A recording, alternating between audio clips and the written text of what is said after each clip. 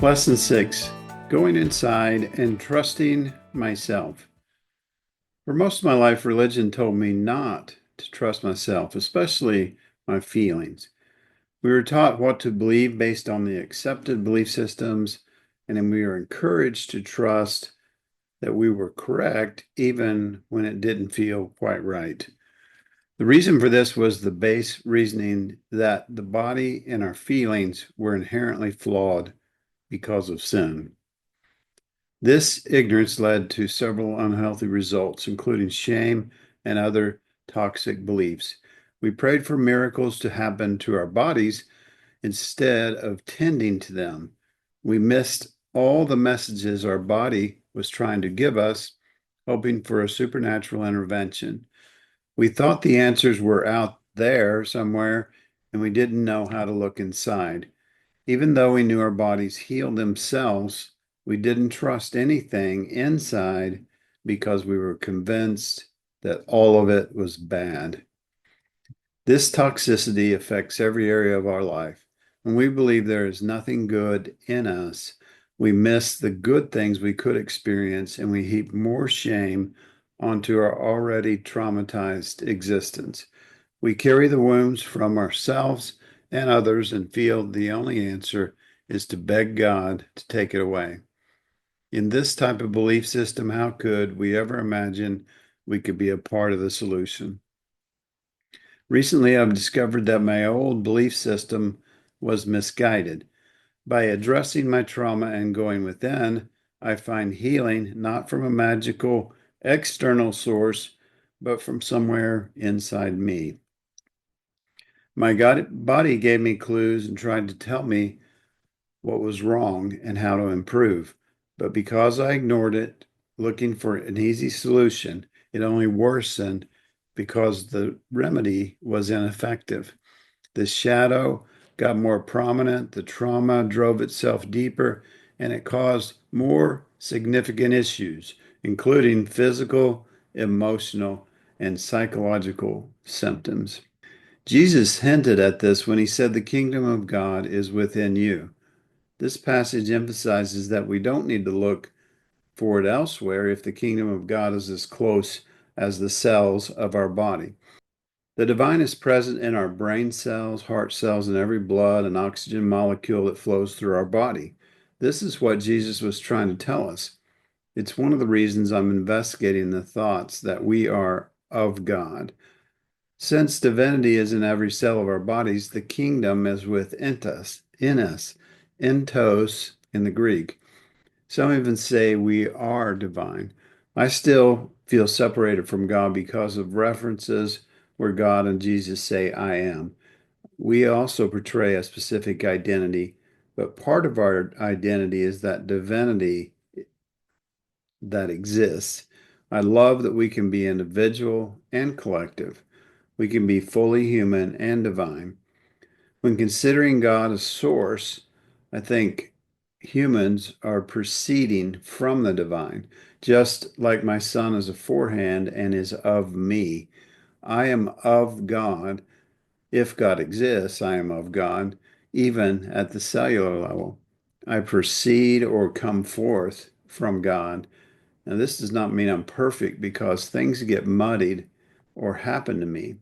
But at the core, at the deepest levels, I am not only connected to the divine, I am of the divine, if God is real. For me, it is a little better way to say we are of God than to say God creates us.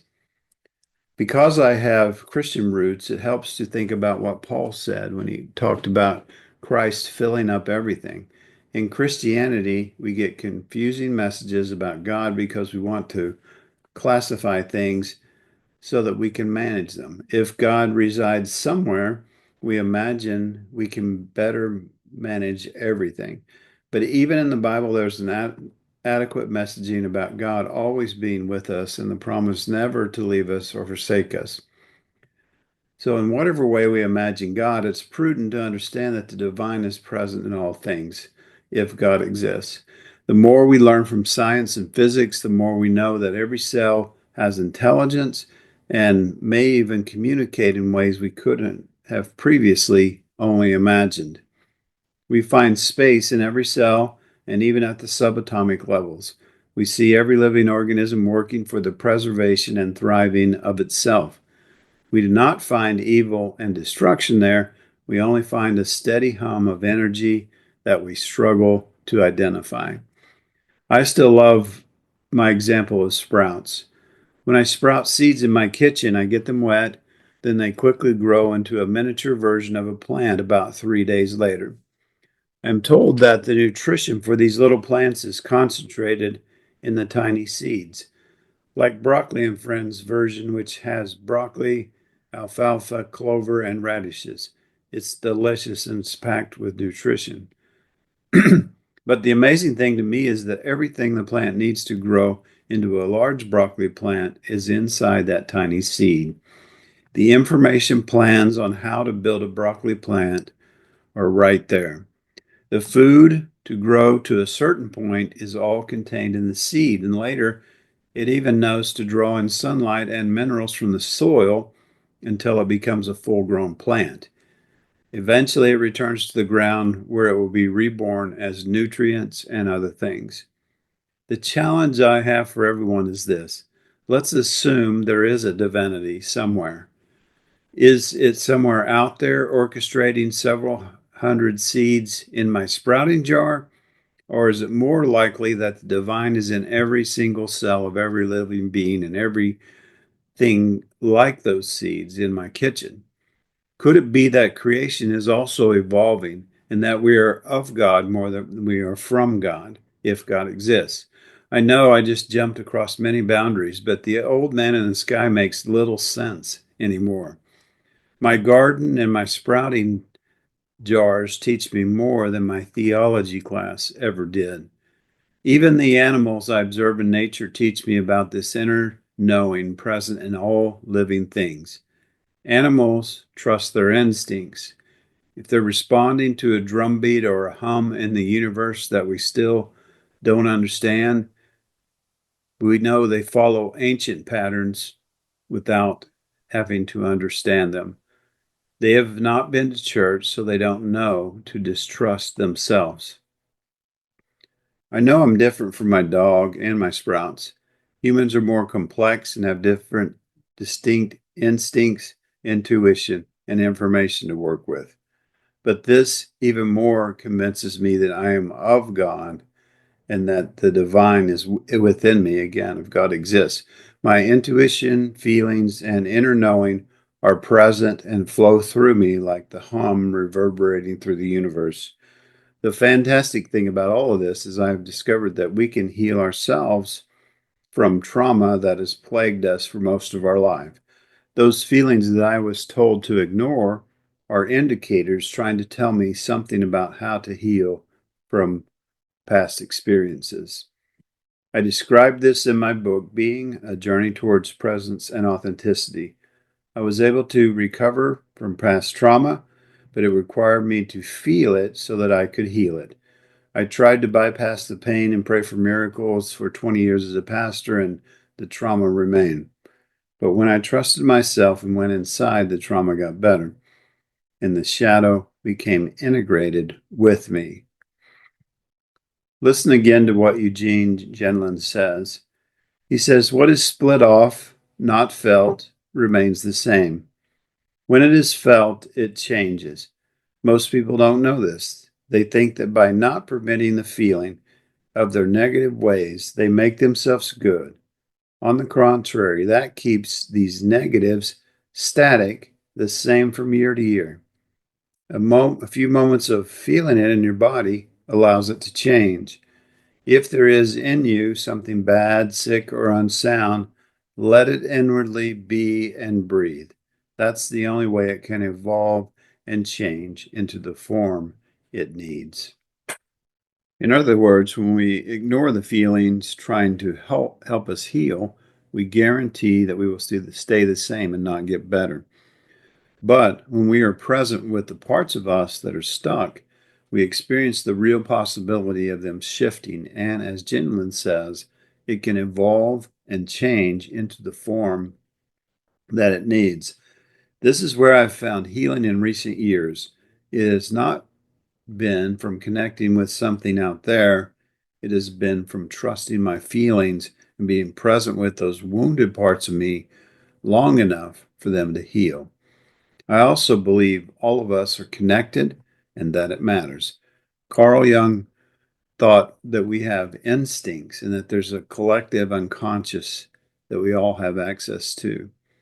I will not pretend to understand this fully, but it fascinates me to think about it. He said, the collective unconscious consists of the sum of the instincts and their correlates the archetypes. Just as everybody possesses instincts, so he also possesses a stock of archetypal images. I spent the first half of my life trying to connect with something vague that was out there instead of looking inside.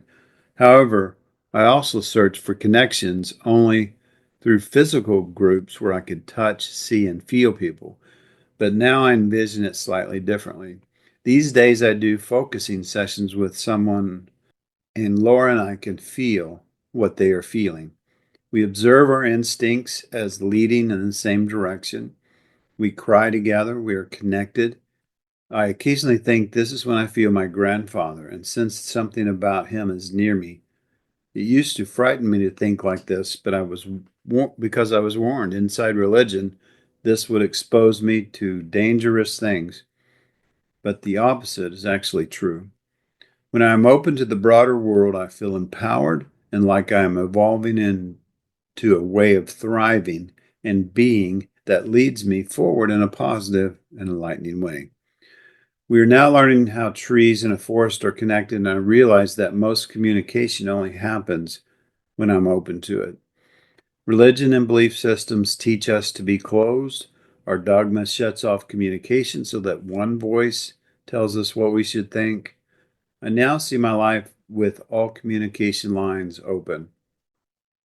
I still get to choose what I pursue, listen to, or learn from, but I trust myself increasingly every day to interpret those messages. If God ever did speak to people, then he, she, it still does. If the divine spoke through a donkey, it could communicate through my ancestors and the collective unconscious. If the writers of the Bible were inspired during the 1800-year period when their words were penned, then we can also be moved to capture new and empowering truths today. At some point, we decided everything would be easier to control if we gathered in a building and limited the stream of information to one guy reminding us of what to think. We selected a portion of men's writings and decided to focus on just those communications. Of course, all of this was influenced by our culture, but we chose to ignore that and kept trudging along in our certainty. All the while, mystics of all faiths tried to encourage us that there is more out there, and we mostly didn't listen to them. These days, I'm encouraged by people of all faiths, and I'm open to communication portals to go inside and trust myself. Sometimes these things are challenging to describe, but we find ourselves knowing that we can access something more profound and more ancient than before. Over the past few years, I've been discovering something inside that I call invincible preciousness. I described it in my book, The Tea Shop. Others, like James Fenley from the Center of Action and Contemplation, tell us we can go within and beyond to touch the hurting parts with love. Others might describe this untouched part of ourselves as where our authentic self exists.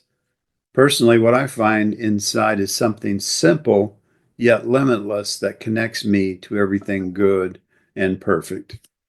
My wife, Laura, likes to talk about self actualization. Maslow identified it at the top of his hierarchy of needs. It's a realization of our potential. We will never be fully human until we discover these missing pieces.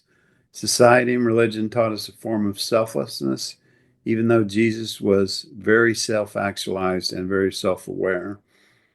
Instead of connecting to the collective unconscious, we adopted collective dogma, which kept us static and stagnant with creeds, belief systems, belief statements, and ways of believing and behaving instead of channels of discovery. We limited our holy books to one period and only a few authors. We developed liturgies and practices that were acceptable and cultural. They ignored the imagination and settled for the manageable. We traded mystery, nuance, and wonder for certainty, order, and control. We hosted a conference called subtitle Becoming Fully Human. This is a goal that I am willing to pursue. My friend Kyle Butler says, I don't want to let anything take away from my self-worth and my divinity.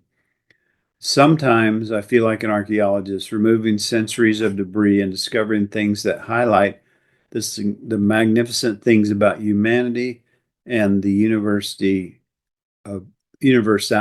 of divinity within us. May we all find this self-worth and self-actualization that leads to eternal and universal things. May I once again learn to trust myself and my own invincible preciousness. As my friends began to live more beautiful lives, I also noticed a presence and authenticity in my life that I didn't embody before. I have tapped into eternal and divine things, and I see this expressed in how I treat others. Living into the reality that I am of God, if God exists, changes the model of fear and control to a life of being and becoming what I have always been. A disclaimer.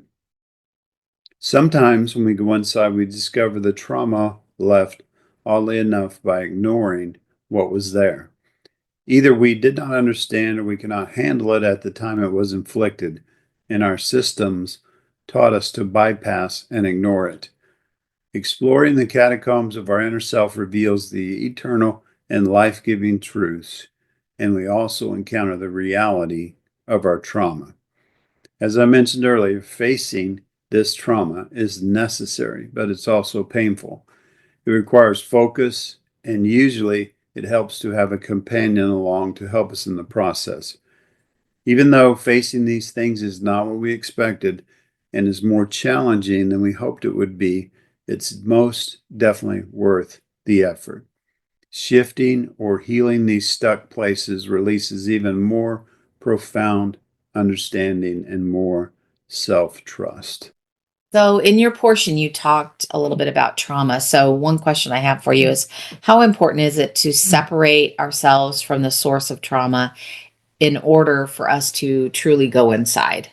Yeah, I'd say it's almost always necessary to separate ourselves from trauma, especially like a ritual, reoccurring thing like religion. You know, the same things are going to keep happening and they're going to be real slow to change. So, not just if you got upset, if you had a breakdown or something, they may respond in the immediate, but not long term. I mean, it's going to take them a long time to change and adapt and start really meeting your needs and addressing your trauma. So they don't understand which. So I would say whether it's a high control family, high control church, um, you know, somewhere where you've been abused, it's really hard to heal unless you get away from that situation. Or in a couple situation, maybe, you know, if you're both going to therapy, if you're both trying, but if one person's not and you're still being abused, I don't see how you can get better in that environment.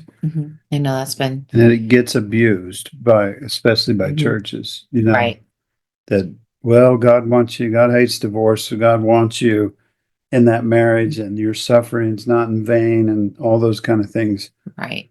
But if God cares about marriage, he's got to, in the church, he's got to care about human suffering. Right. And that ritualistic kind of suffering of abuse is not going to get better when your abuser's still there. A lot of people, like I just remember, and when we were in church, it was almost like your suffering got compared or weighed against Christ's suffering on the cross. Yeah. I used to So remember that a lot whatever it is, it's nothing. compared to, But I yeah. always say my deconstruction started when I heard the bikers Yeah. against trafficking Mm-hmm. speeches that when they came to our church, and the lady that had been um, pimped out by her dad Mm-hmm. really had some strong things to say. But the question she has, why didn't God do anything about it? Mm-hmm. Mm-hmm. And it was impossible to get better and heal from that while she's still in that. So, Right, right. It's amazing the things that we'll bypass. And that was one of the things that so many people in her life had bypassed, you know. well, it's going to So, get better. It's or, God was there, which is so it's worse, twisted. which is It's so so much worse. twisted. Yeah. Yeah.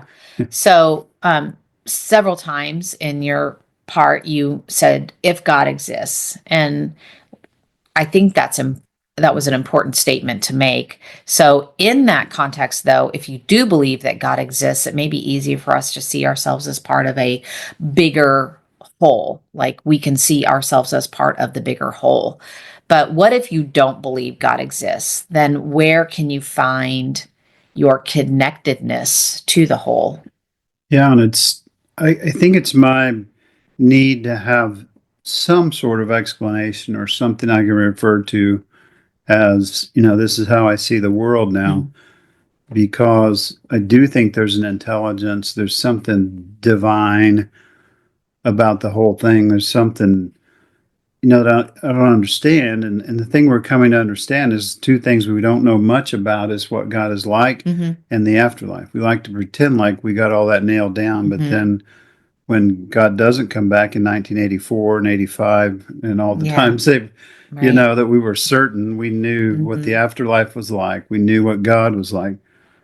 But then when you do introspection, when you start looking at things honestly and asking real questions, it but then people out of that movement kind of said, well, then we are God.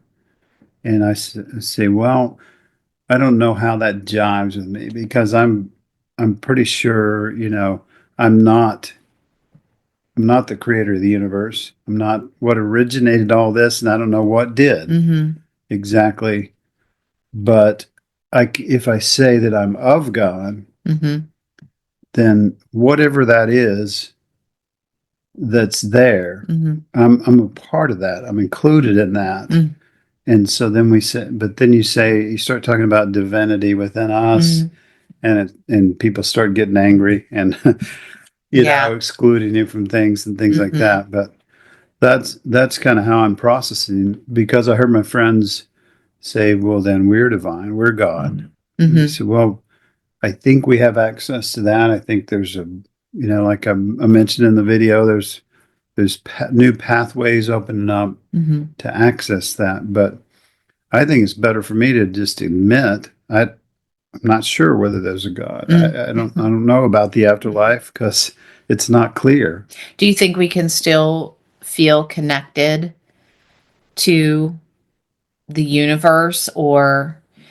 I say that because, like in my classroom, we play this card game sometimes during our morning meeting, and it's called Ubuntu, which I think there's like that's an African version of a game that is played in America, I guess, or other countries, like Spot It. So basically, every card has something on it that I can like that is in common in our card. So it's like, yes, we're all unique, but we all have things in common. So, and that has nothing to do with God or the divine. And so I guess my question is, you know, there are atheists out there, Mm. or there are people who deconstruct and then become atheists or agnostics. And so you know, how do we help everyone, whether Yeah. you're Christian, Muslim, atheist, agnostic, feel part of the whole?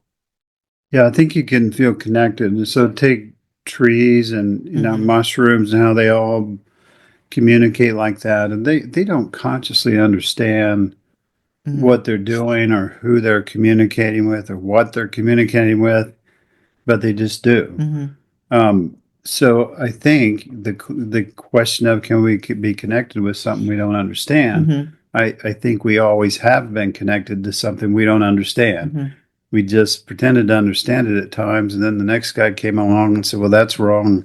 Yeah. Think of it this way." Yeah. But you can still, if you're willing to work on your intuition Mhm. and also to deal with your trauma, Mm. those two things hinder it a lot. That's true. If we go inside and then we find shadows work to be done there, it Mhm. sometimes scares us away. That's when we opt for religion or somebody to Mhm. tell us what to do. Right. So, with intuition and dealing with our trauma, I think we can be connected.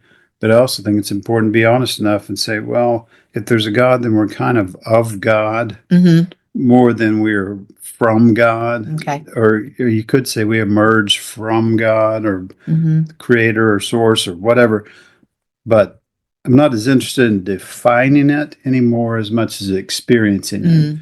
So I don't Yeah. have to understand it completely to experience it and to know kind of in here about those Yeah. things. That makes Yeah, sense. that makes a lot of sense. There are a couple of reasons that my portion of this chapter in our book may not be exceptionally long. Number one, I said most of what I wanted to say on the topic of this chapter in the last chapter. And number two, Karl did a respectable job of explaining our approach to this part of the journey. I genuinely hope I conveyed the importance of going inside and trusting yourself. It is a concept that is easier said than done. It requires us to be incredibly intentional, and it requires us to find those practices that speak to us in a very personal way. I wish I could give each reader 10 effortless steps to trust yourself, but I can only share what works for me. This is not an exhaustive list, and I continue to look for ways to grow in this area of my life. Thank you for letting me share with you. I hope this can start a conversation of authenticity and sharing where we can each learn from each other. So, how can we go inside? As a mom, the last thing I wanted my children to experience was emotional pain.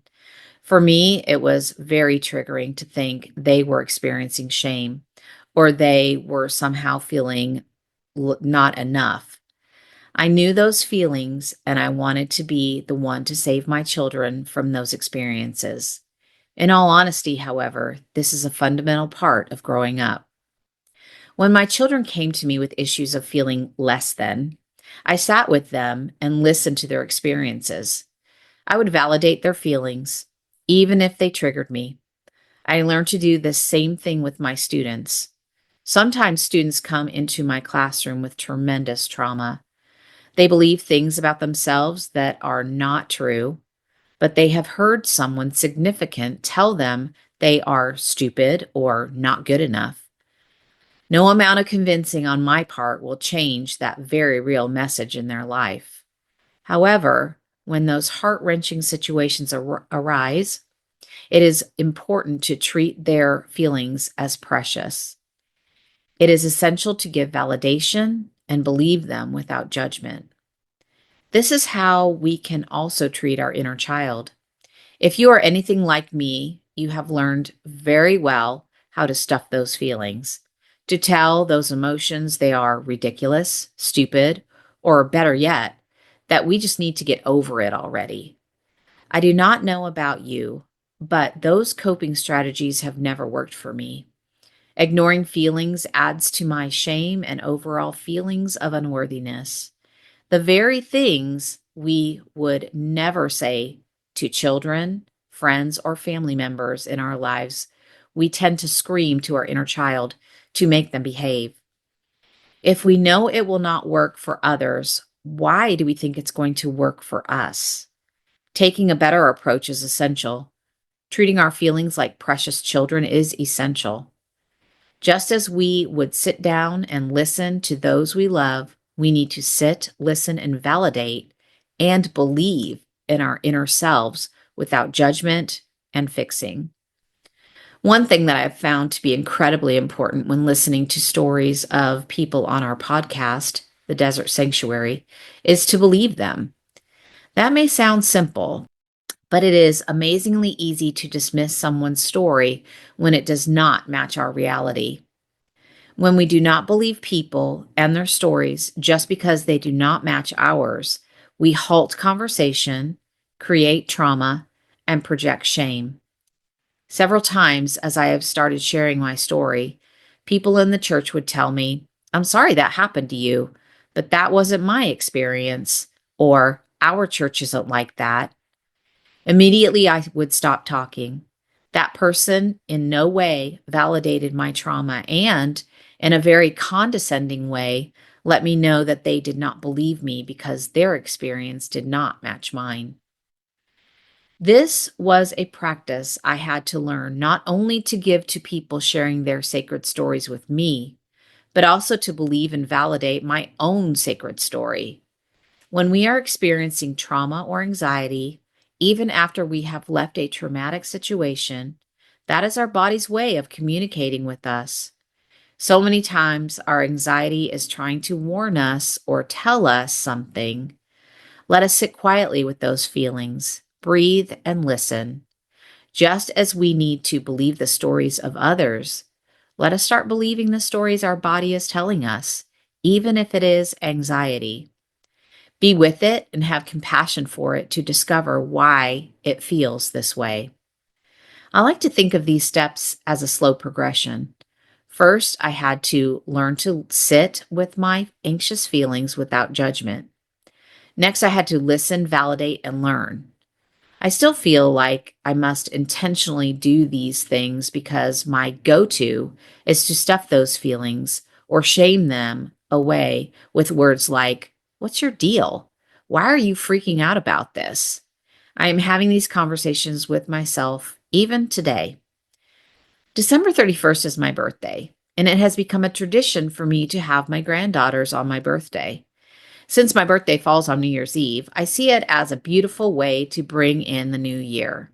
However, I start to feel incredibly anxious whenever I'm going to have my granddaughters after not having them spend the night for a while. My first thought is, what is wrong with me? This should be a happy moment. Why are you so anxious? This can shift my anxiety into a shame spiral if I do not purposefully speak to my anxiety. Listen rather than judge, and see what it is trying to tell me. Just doing that helps reduce those anxious feelings. However, my next step is to trust myself to interpret my intuition and understanding. This sometimes happens, but sometimes it doesn't. I am learning to be okay with the fact that sometimes it does not. I can still thank my body for feeling so deeply about this time I will spend with my granddaughters. I am learning to trust myself even when the answers do not come. This is just a way for me to experience my inner knowing. My experience with church was to deny myself. I could not trust myself because I was wicked, and my heart could not be trusted.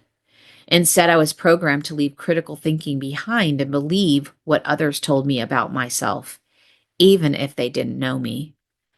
Let us be honest about who knows us best. We do. However, our leaders told us that we could not trust ourselves. I hope what I have shared on these pages encourages you to change the way you think about yourself. You are enough. You can trust who you are because you know you. In those moments when you feel like you do not, I hope you reach out to someone who has earned the right to hear your sacred story. I hope you find someone who will listen without judgment and believe you. For me, this has been the path to true healing. So, in this session, you've compared your relationship with your inner child to your relationship with your granddaughters, maybe even your daughters. Mhm. But you've also expressed, at different times in our writing that um, sometimes it's difficult to have the same kind of compassion for your inner child Mm. as you would for your granddaughters that are Mhm. coming over on the weekend for Mhm. your birthday. Right. So, first of all, can you talk a little bit more about that and just how and speculate on why that is? Yeah. So are you meaning like, I guess, Yeah, so you go inside, like we're talking right? about, you discover something about yourself that Mhm. there's a part of you that Right. needs your Compassion. compassion, Mhm. but sometimes it's harder Mhm. when we're working on the inside Mhm. than when we're working with a Hmm. being like your granddaughter Hmm. that is right there. So Hmm. why is it harder? And Yeah. what do you go through when you're talking about that? I think just the thing that keeps popping into my head is like I'm constantly with myself, right? Like it's very hard to quiet those voices. Hmm. It is a little bit confusing though, because as you're asking me that question, I'm like, yeah, I would never, I mean, if my granddaughters or my daughters came and said something, like I feel worthless, or, somebody told me that I'm no good, I would immediately like jump on that. Like, no, you are, Yeah. you're amazing and there's nothing bad in you. Um, and the only thing I can think of is, well, I think part of it is just the way, um, maybe the time in which we were raised, but then also being in church, you just got so much of that messaging Hmm. that, you're wretched, you're a sinner, you're not worthy. And it's really hard to get, the longer you're inside of those institutions and hearing those things and believing those things about yourself, I think it is so hard to get that messaging to Hmm. just go away. Hmm. We've been conditioned. Yeah. And it's really hard to reverse that conditioning. At least that's been my experience. I feel like it's really hard, but I'm almost to a fault not going to let anybody else think that about themselves, because Mhm. I know how that feels. And that could be part of it too, if you think about it. Like that, those belief systems, those you aren't worth anything, you are too old to be still dealing with this. Why don't you get over it already? All those like inner critic voices and messaging. Um, like whenever I hear someone, a friend, a family member, granddaughters, daughters, say something similar about themselves, it really does like trigger me almost to where Mhm. I'm like, I am not going to let you allow you to feel how that is making me feel right now, Right. or how that made me feel when I was younger. Yeah. So I do think part of it is a total defense mechanism. Now, do I wish I could really flip the script on me? Absolutely. That takes a lot more intentionality, if that Right. makes any Right. sense. I have no problem. I mean, I've told coworkers who get down on themselves, you should speak kindly to yourself, Mhm. like, would you say that to somebody, somebody that you love? Would you say that to them? Right.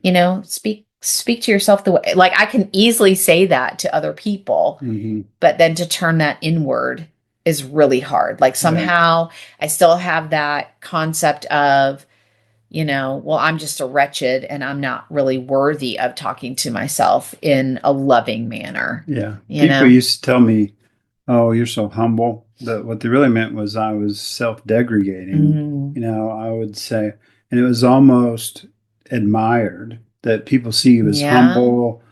You're honest about your sins and so on. And so you're almost have been conditioned to live there, right, right? right. To feel empathy and compassion for other people, maybe to intervene for other people, but then, well, I'm going to have to spend the weekend in introspection. I'm going to have to do some hard work Hmm. dealing with this part of myself that's wounded, that's Right.